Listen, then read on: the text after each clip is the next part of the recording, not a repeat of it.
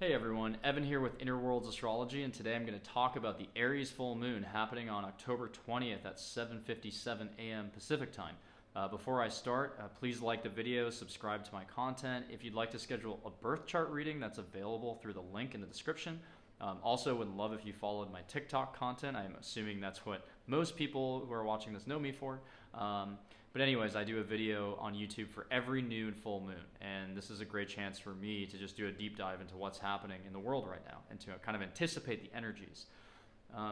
So with this full moon, I recently did a video, of course, on the Libra new moon, and one of the themes I talked about was sort of learning a little bit more how to cooperate with other people as a way to kind of figure out our own identities.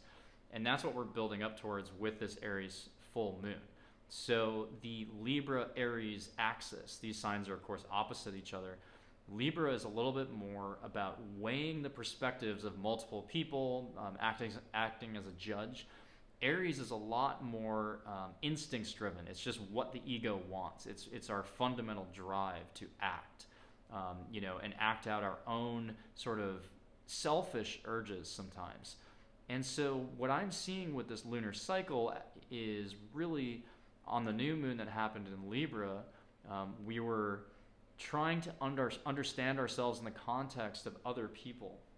How is my identity shaped by the friends I have, by the partners I have, romantic or otherwise? And it's sort of like, where do I end and where do you begin?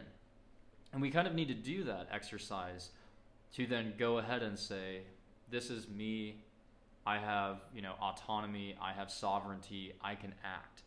And so we've been going through that for the last 2 weeks. And so on October 20th, there's going to be a bit of more of a culmination in terms of self-confidence and bravery and courage to say, I feel strongly about this thing and I need to act on it. And sometimes in a very rushed manner, in a very instincts-driven manner.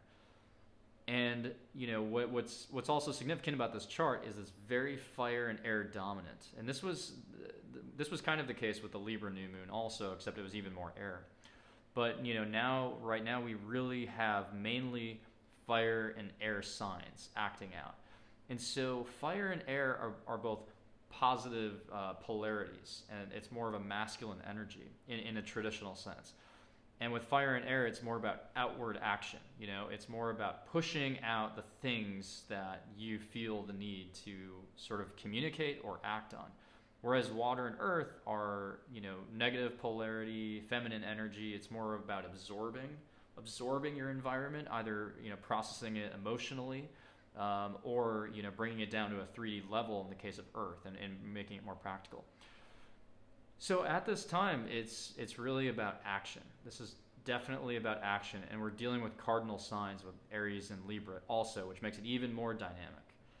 So certainly there's a drive to act. What's also significant is the fact that we have Mars close to the sun, which can make Mars combust, which can of course affect Mars negatively. But because Mars, rules Aries and it's right opposite the moon, almost exact, by a few degrees, that might still supercharge this Aries energy, right? So the sun is shining a light on the moon, and at the full moon, that's how it works, of course. But then Mars is kind of there by the sun, also kind of acting on the moon, like kind of confronting it at 180 degrees. And so that can make us sort of agitated because the moon also rules our emotions.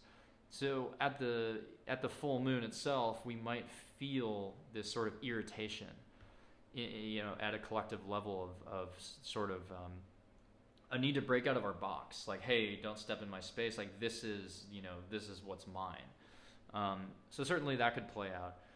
We also, have been dealing with this Mercury retrograde in Libra during the beginning of this lunar cycle.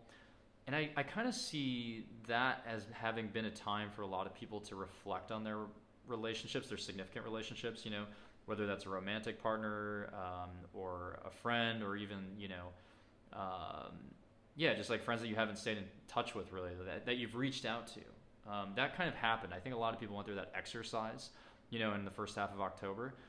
And so there's a hope, right, that maybe some of the revisitations of those relationships will help us be a little bit more balanced in terms of how we're thinking at the Aries full moon. Because one danger with the Aries full moons is that it can be so supercharged at the level of sort of instinct to act that we act impulsively. We don't think. And the Libra energy is the balancing act of, well, let me think about the other person's perspective first. And so potentially with the Mercury retrograde, we retreaded and reflected on that territory of cooperation. How do I cooperate? Or how do I even just like begin a new relationship, start something new, because that was a new moon in Libra. And so the hope is there's a little bit of cooperation, but at the same time, it is certainly something to watch out for. The third thing I wanted to talk about is the T-square with Pluto. So Pluto's been in Capricorn for many, many years, since 2008. And at this full moon, we have the Sun-Moon opposition in Libra and Aries, and then we have Pluto kind of in the middle in Capricorn, squaring both the Sun and Moon and Mars. And when that happens, we can certainly deal with power struggles. You could really make an argument that this T-square to Pluto is the most significant piece of this chart. I mean, it's certainly what stands out visually. I would encourage you to pull up the chart of the moon, of the full moon, as you're watching this or after the video. But when you look at the chart, there's a pretty clear triangle, sort of T-square going on. And in this case, we're talking about Libra, which deals with rights, cooperation. Once again, we're talking about Aries, which deals with personal sovereignty.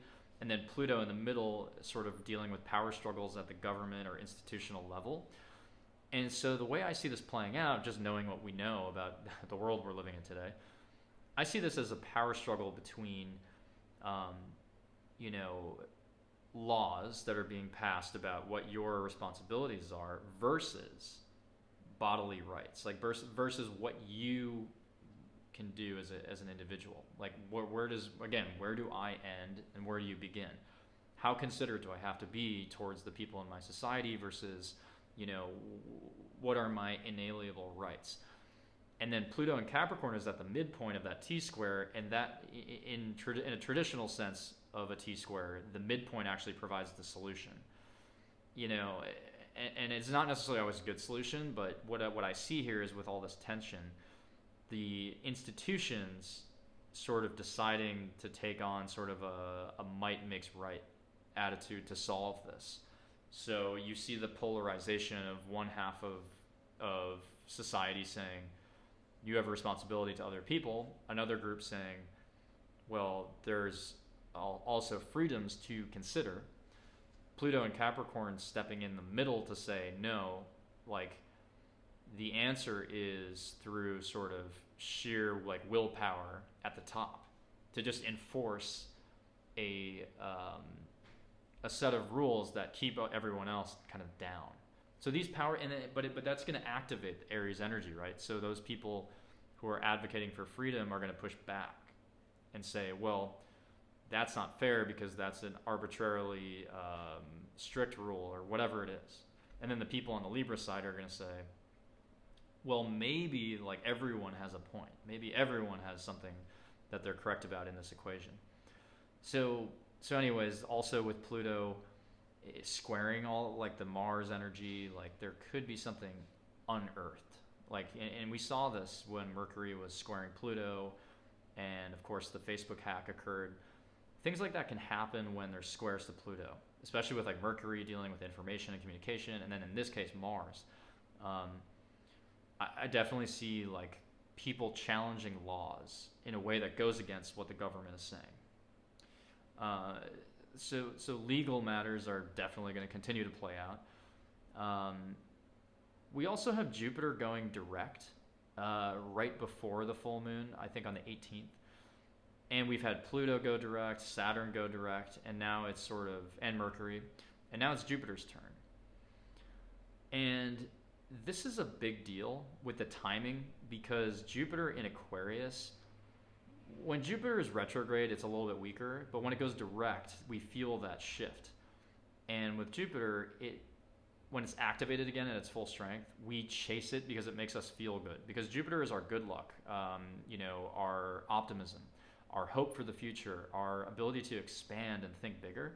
And so when Jupiter is activated like that in Aquarius, which deals with revolutionary energy, also just like collective, the group, like online groups even, we might start to collaborate better online and share information and receive sort of, you know, abstract, like kind of downloads of like, oh my God, I had this conversation on this with this person over the internet, and now I'm realizing this new thing, right? Or like this, I found this new information that's really helping me out and giving me insight and wisdom, because Jupiter also can rule that, you know, wisdom, higher wisdom. So the fact that it's going direct right before doesn't feel arbitrary. It feels very significant. Like the timing of that, you know, it's a cosmic dance. And so what could happen is you could have this Jupiter energy serving to start to wake more people up to sort of all these struggles and what's going on. And it could help people kind of plug in to want that wisdom, to want that information of like what the status quo has said is true. Maybe there's something more to it. And so I could see a sequence of events, right, where Jupiter gives us that energy, and then it wakes us up to some new information, and then the Aries full moon makes us want to actually sort of demand some kind of sovereignty in a way, you know, and also Jupiter is going to be trining Mars and the Sun, so our demands for equal rights and justice could be based on something we learn, you know, through the internet. So anyways, that's a lot of the air energy too, right there. But it can help with the fire, right? Because air and fire exist in the same polarity. So the information can help feed the need for action. So there's a harmony to that, in a way.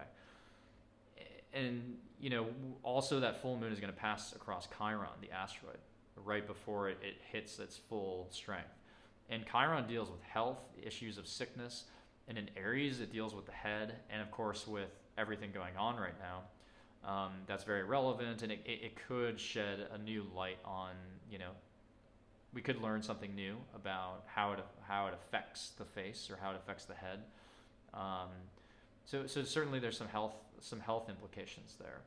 And Mercury is going to be opposing Chiron directly, and Mercury rules the body and the mind. So certainly I feel like, again, there's information about that could come out. Another thing that's happening is Venus is in Sag, and it recently crossed the South Node. And the South Node represents something that we have to trend away from, to shed, to decrease in our lives. And Venus can kind of rule values, but also like, you know, money and things, and finance, things of that nature. And when it was on the South Node, on a personal level, some people may have decided to end a relationship at that time, or to shed, because Venus can also rule relationships. But, you know, people on a personal level may have done those types of things of like, I don't want this relationship anymore, it doesn't serve me.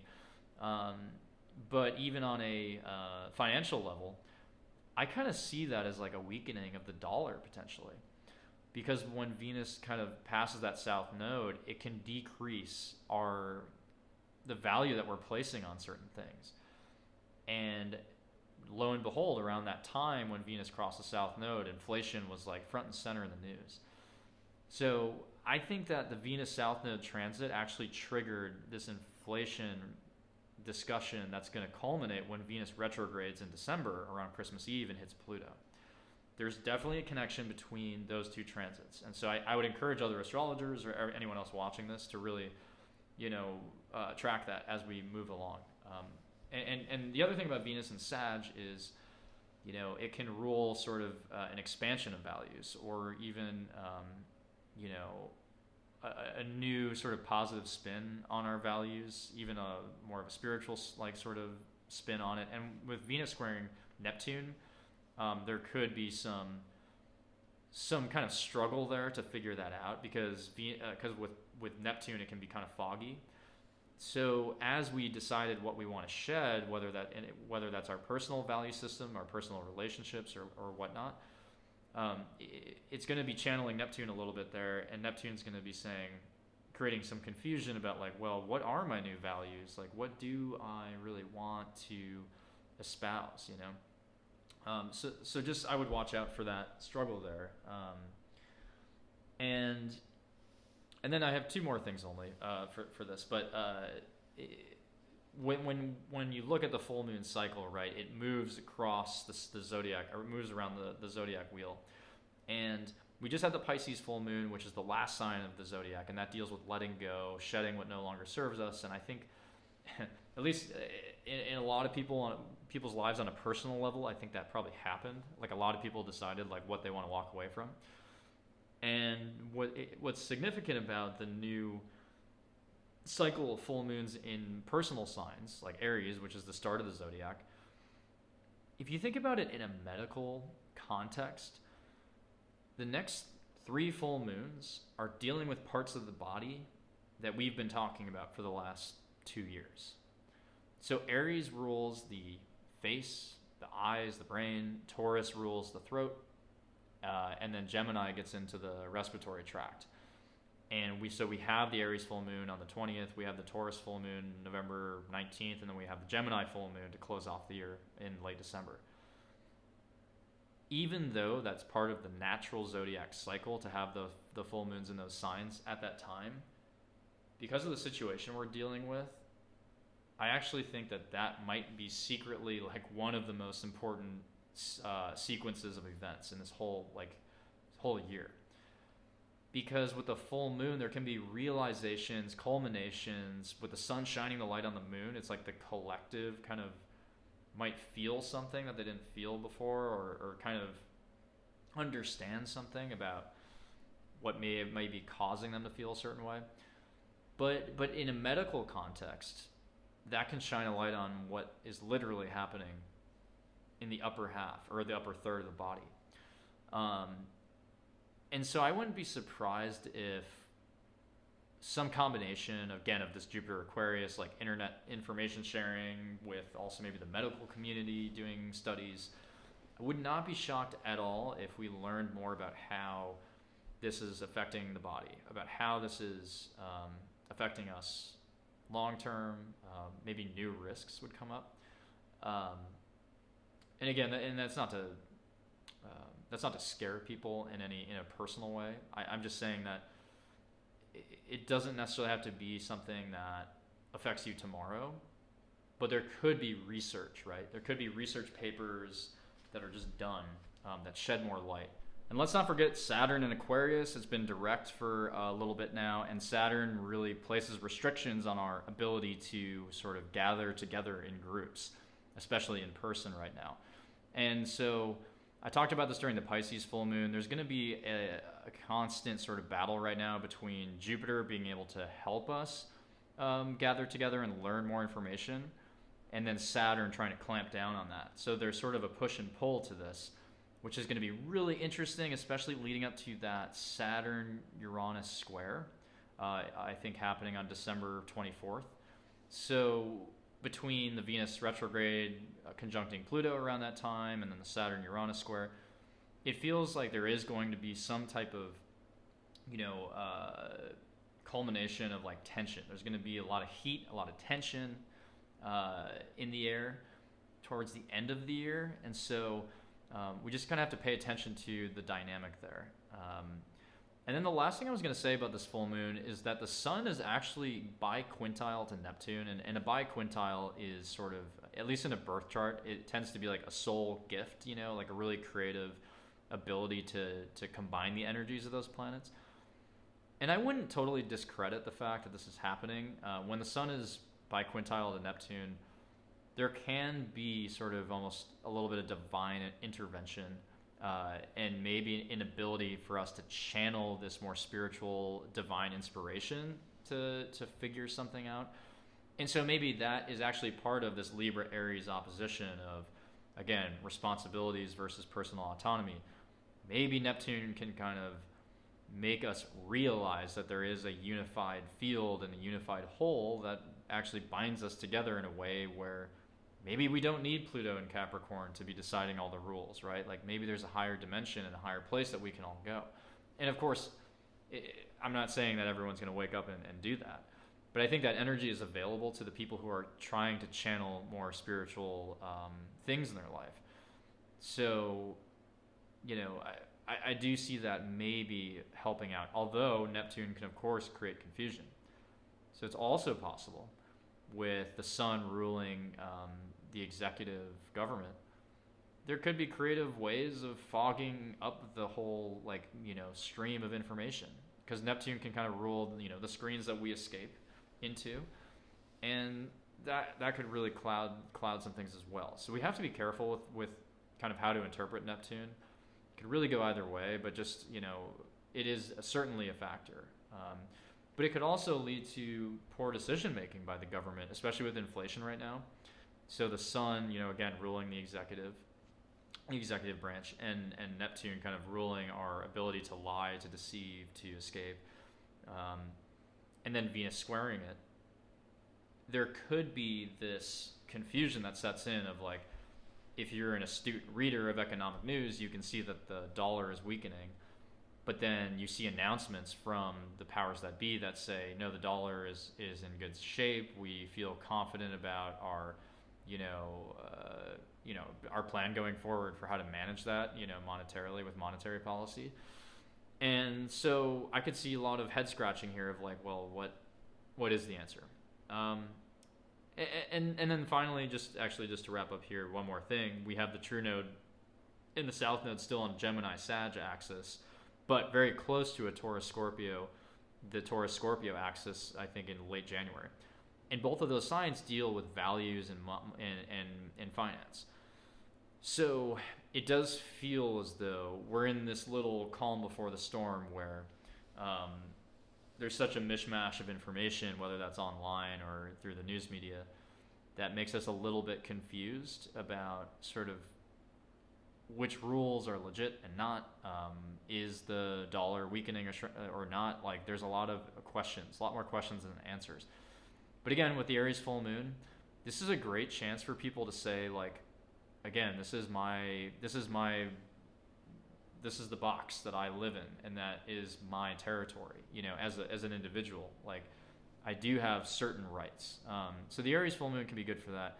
But I would caution, like, don't get too caught up in your impulse, because Aries can rule that sort of impulsive, almost hot-headed, headstrong, angry kind of mentality. And so there's almost like a warrior element to this at the same time. And so geopolitically, there could be some tensions. Absolutely that could happen. And then with Uranus and Taurus, I didn't even talk about Uranus. I mean, it's certainly always a factor this year, but with the supply chain, that's going to continue to be a major issue. You look at the port of Los Angeles and the fact that ships are, backlogged. And I was, I had dinner with a couple in February, and I was talking to them about how, I'd gotten into astrology and all this, and, one of them asked me, like, what do you think is the theme for the year? First thing I said was supply chain. I really saw this entire year as being dominated by supply chain issues and breaks in the supply chain. And I would say so far it was probably correct, because I think it's never really gone away since the pandemic started, and it's almost like creeping back in. And when you think about the fact that Christmas is coming up, I feel like there's a perfect storm of factors here where a lot of stuff might not get delivered. A lot of stuff probably won't show up. And it's definitely going to cause a lot of this tension between, again, like, what are we supposed to accept as people, as citizens, when the actual system that we're living in is breaking down? And I think that's really a conundrum that we all have right now, is sort of, again, how do I cooperate, but how do I still assert my own individuality while also trying to bend to these rules that feel like nonsensical or outdated or hypocritical, right? Where it's like the power structure says you must do this, but then we see them doing something else. I even see with the supply chain, again, that kind of creeping in. And the supply chain is being affected by the fact that more people are stepping out and saying, no, this is my body, this is my autonomy, right? So we have all these mandates about, like, you have to do this, you have to do that. But, increasingly, people who are most responsible for the supply chain are saying, are kind of saying, no, I don't want to cooperate, there is a line. There's like a point at which I have to just be like, this is my belief about what I need to do. And so I can see how even on this full moon, that kind of comes to the forefront. So, you could easily see how around this full moon, there's like maybe a union or a group of workers that step out and say like, no. And then that causes a breakdown in our logistics and our supply chain. And so, yes, like the Aries full moon could almost be like one of the biggest sort of manifestations of that tension. And so after the Aries full moon, we have to decide like how do we incorporate those beliefs that those people have or that these people have so that the supply chain does work.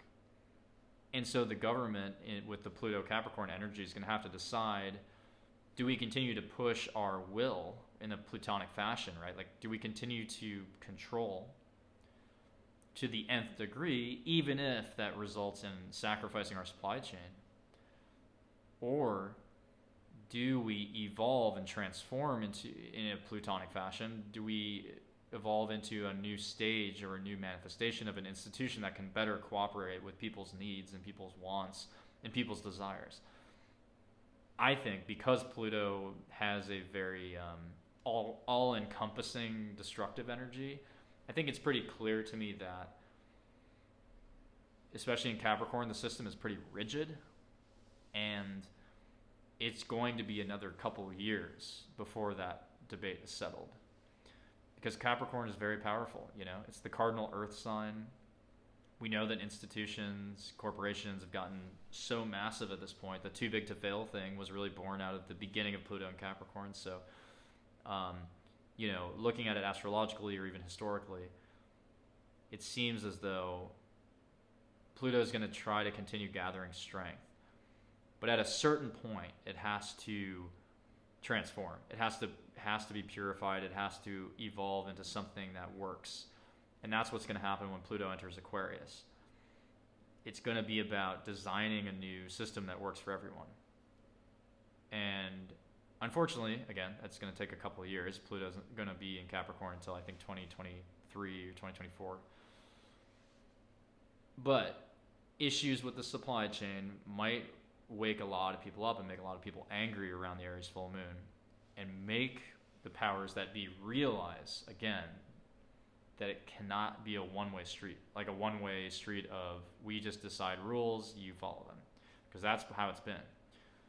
Eventually, I do think that people will have the fire and the courage and the passion to say enough is enough, and you have to consider everyone's individual circumstance, which is kind of a perfect marriage of Aries and Libra, right? Because we are individuals in an Aries kind of sense, but we also exist in concert with other people, which is a Libra thing. They're two sides of the same coin. And so I think there's a way for us as people to do that equation ourselves, and to say like, there's a bunch of me's walking around, and maybe the rules that have been designed in such like a brick-like fashion, a monolithic fashion, like maybe that's not nuanced enough. Like maybe there needs to be a little bit more respect for the individual. That's certainly like whatever your politics are, astrologically, that's what I see playing out, right? Like Aries is about the individual, and that's not, objectively, I would argue that's not being factored in lately. The individual's needs and wants have been more or less demolished. So we have to think about that. And it's not an easy answer, again, because Aries is always a risky sign in the sense that it's very impulsive. So anyways, hopefully you got some value out of this, analysis. I really love to dive into this stuff. And again, just, please subscribe to my channel so you get future videos. I would love to do a reading for you as well. I do birth chart readings, transits, progressions, and also now synastry and relationship readings. So I'm kind of doing a little bit of everything here. And anyways, I'll see you next time.